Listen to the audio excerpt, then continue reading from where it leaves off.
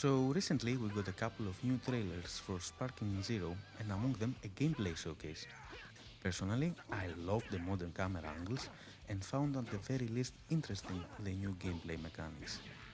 As much as I love the graphics and visual aspect of the game too, there are a couple of things bugging me about it.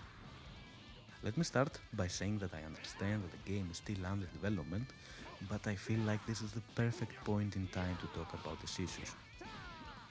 First and foremost, sound. A massive aspect of the Dragon Ball franchise, be it anime, movies or video games, consists around heavy and dynamic sound to make the viewer or player feel the impact of intense fighting.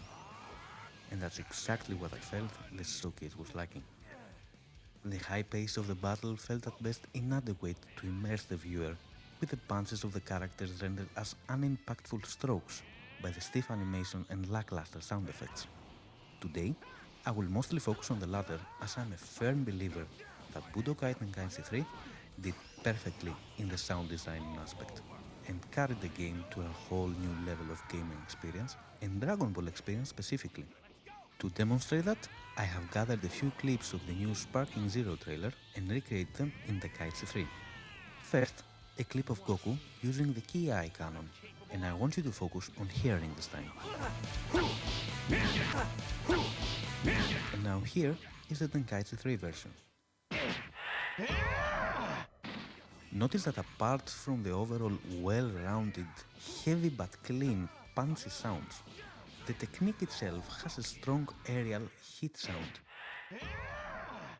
Whereas currently in Sparking Zero it's just another wood knock, hardly recognizable from normal punches. Now let's go to our next clip, the gut punch, or officially called heavy finish.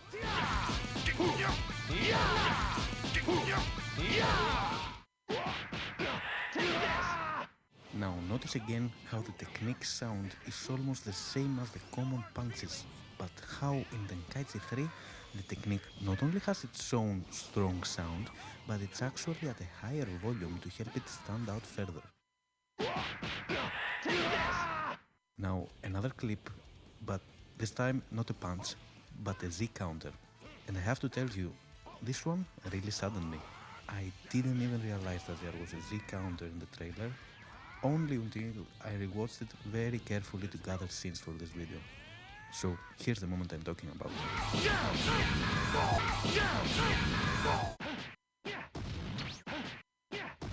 If I am not mistaken, the Z counter has no sound at all at the Sparking Zero trailer.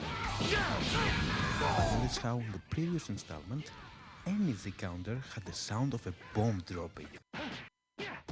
You didn't only knew instantly that you got Z counter, you felt it in your core. And those actually weren't the only bombs dropping in the game. Here's a clip of Vegeta's final flash on Goku.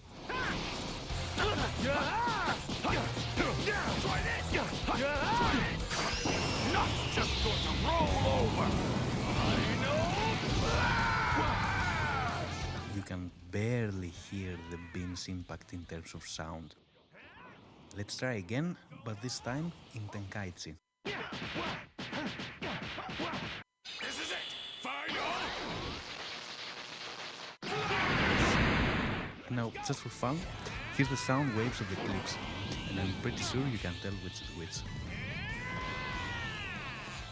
Do you want to see? Now I got one last clip comparison for you. I couldn't end this video without talking about the iconic beam classes of the series. Here's the Sparking Zero version. Break through the limit! Me!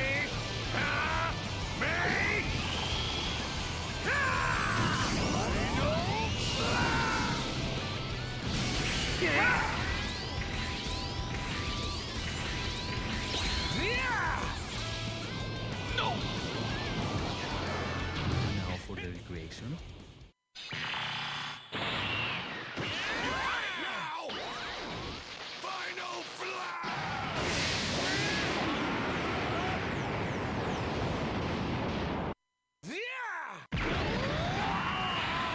Notice in this minigame that there's not only a lack of strong sound and puny beams, but also a weird camera motion constantly spinning around.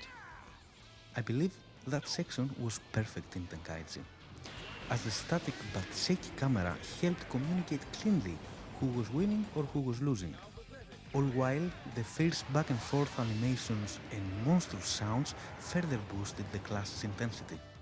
And finally, to put a nail in this coffin, I edited Tenkaichi sounds to the Sparking Zero clips, and I believe the results are amazing. Are you ready?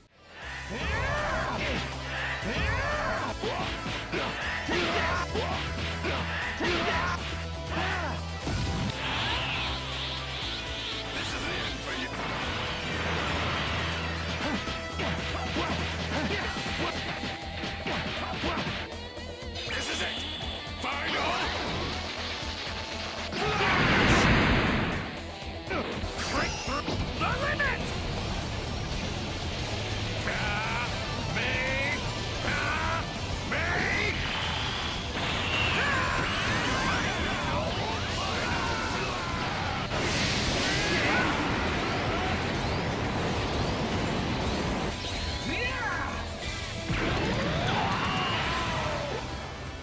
Thank you everyone for taking the time to watch this video. I hope you enjoyed it. Golden Bro from 2 Bros 1 Parts with one love, signing out.